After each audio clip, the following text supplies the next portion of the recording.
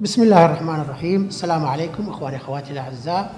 بعد ما تكلمنا عن التسوق والتجهيز والطبخ، الان نتكلم عن كيف نتعامل مع المتبقيات اللي تبقى من الافطار. ومن المعروف في هذا الشهر المبارك انه في المنازل نظرا لكثرة الاصناف بتبقى عندنا متبقيات، والكثير يسأل كيفية التعامل معها وكيفية حفظها. طبعا الأشياء المطبوخة أفضل طريقة للحفاظ عليه هو أن تبقى في حرارة فوق 60 درجة مئوية. أما إذا كانت الأمهات تبغى تحفظ المادة باردة، فيفضل وضعها في الثلاجة بعد تغليفها بالسوليفون وانخفاض درجة حرارته إلى درجة حرارة الغرفة.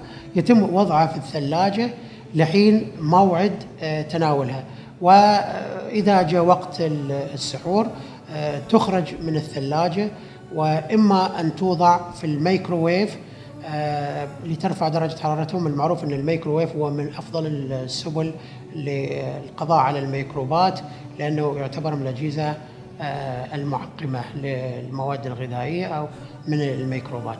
الطريقة الثانية أن يتم تسخينها على النار، ولكن هنا يجب أن نتأكد أن الحرارة وصلت إلى قلب المادة الغذائية، خصوصا لما تكون لحوم أو دواجن، لضمان عدم وجود أي ميكروبات، خصوصا أنه تعرضت المواد الغذائية تعرضت لللمس في فترة الإفطار، ولذلك يفضل التأكد من وصول درجة الحرارة إلى ما فوق 60 درجة مئوية. وفي عملية التسخين يجب أن تصل إلى فوق 74 درجة مئوية، ولذلك تتأكد الأخوات من أنها تسخن بقايا الأطعمة بشكل يضمن إن شاء الله سلامة الغذاء.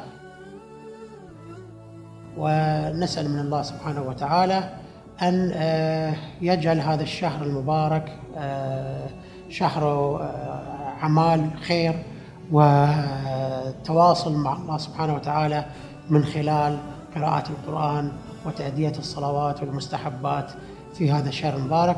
وتمنياتنا للجميع بدوام الصحة والعافية، والسلام عليكم ورحمة الله وبركاته.